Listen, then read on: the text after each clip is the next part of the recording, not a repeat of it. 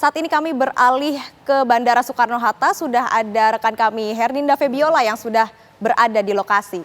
Herninda, bagaimana situasi dan juga kondisi terkini di Bandara Soekarno-Hatta? Ya, selamat siang Felicia dan juga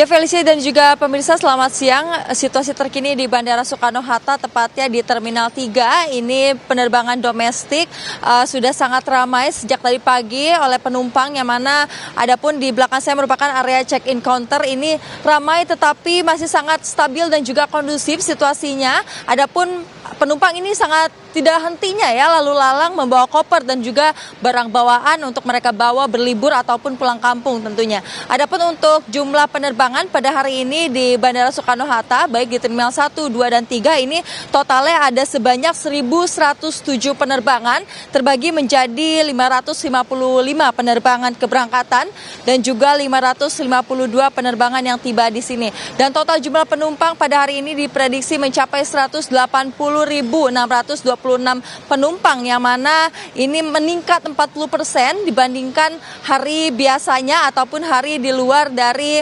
momen libur Natal dan juga Tahun Baru. Dan ini juga peningkatannya dibandingkan Nataru tahun lalu ini sebesar 7%.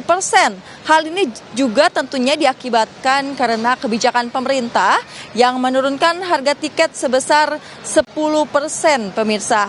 Dan maka dari itu masyarakat tentunya sangat antusias ya untuk berlibur maupun pulang kampung menggunakan jasa penerbangan.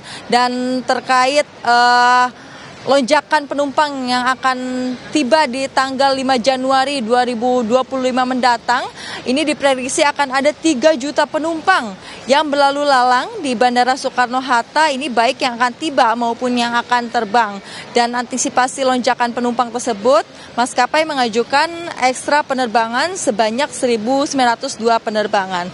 Dan untuk keamanan, ini Polres Bandara tentunya mengerahkan 1.000 personil gabungan untuk keamanan. Dan selain itu juga sebagai tindakan antisipasi, ada posko-posko yang disediakan oleh pihak bandara. Ini posko terpadu angkutan udara Natal dan juga Tahun Baru yang berada di Terminal 1B, yang mana ini merupakan sebagai pusat koordinasi dan juga monitoring operasional penerbangan. Sementara demikian, kembali ke studio, Felicia.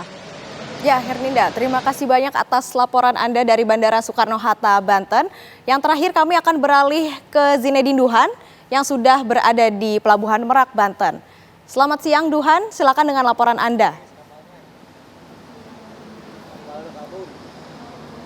Ya, Feli dan juga pemirsa, menuju ke Natal dan Tahun Baru 2024-2025, ini peningkatan penumpang yang berangkat dari Pulau Jawa menuju ke Sumatera melalui Pelabuhan Merak Banten ini sudah terlihat peningkatannya jika kita lihat dari data atau statistik yang sudah dimulai sejak H-7 atau 2 hari yang lalu, yang mana operasi Nataru ini sudah mulai diberlakukan. Lebih dari 70.000 penumpang, total lebih tepatnya 72.845 orang ini berangkat dari Pulau Jawa menuju ke Sumatera melalui Pelabuhan Merak Banten dengan total kendaraan yang juga diangkut dari Pelabuhan Merak Banten menuju ke Bakaudi ini mencapai 18.854 unit. Dan saat ini Feli dan juga pemirsa, di belakang saya sudah bersandar satu buah kapal feri yang memang ini baru saja datang. Tadi juga memang 15 menit yang lalu sudah berangkat satu buah kapal menuju ke Sumatera, yang saat ini juga sedang dilakukan bongkar muat penumpang dari Sumatera menuju ke Jawa, dan nantinya sekitar setengah jam lagi akan dilakukan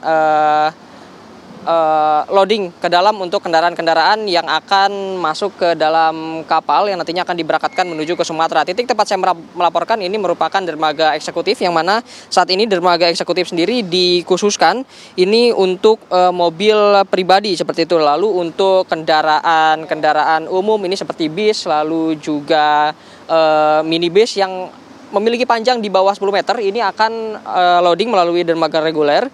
Sedangkan untuk barang-barang yang besar atau kendaraan besar ini akan dilakukan loading melalui dermaga lainnya, tidak melalui Pelabuhan Merak seperti itu. Nah, untuk motor sendiri nantinya akan dinaikkan ke atas ini melalui Pelabuhan Ciwandan, yang memang ini juga peraturan sudah diberlakukan oleh ASDP, yang mana ini diguna untuk membuat proses dari pengangkutan para pemudik menuju ke Sumatera ini menjadi lebih lancar. Selain itu, Feli dan juga pemirsa, tadi juga sempat diadakan pemantauan oleh Menteri SDM Bahlil Lahadalia yang mana sudah dimulai sejak pagi hari tadi, yang mana tadi Menteri SDM juga sempat mengecek bagaimana ketersediaan listrik yang berada di Pelabuhan Merak Banten, yang mana juga memang arahan dari Prabowo Subianto selaku Presiden Republik Indonesia ini mengarahkan agar seluruh transportasi ini dapat berjalan dengan baik untuk melancarkan proses mudik Nataru 2024-2025. Tadi juga Bahlil sempat menyebutkan bahwa memang ketersediaan listrik ini sudah dipastikan aman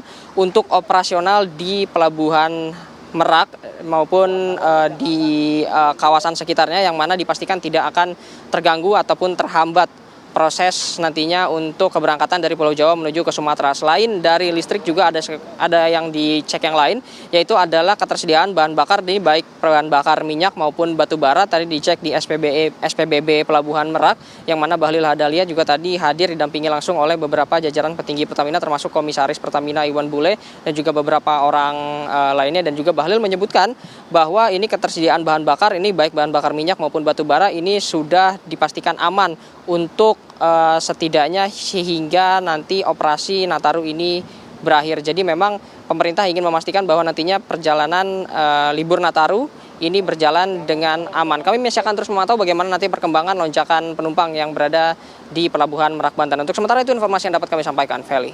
Ya, terima kasih banyak Zinedine Duhan langsung dari Pelabuhan Merak Banten. Sebelumnya juga sudah ada Usep dari Puncak Bogor, Herinda Febiola dari Bandara Soekarno-Hatta, dan juga Shena Damayana dari Stasiun Pasar Senen.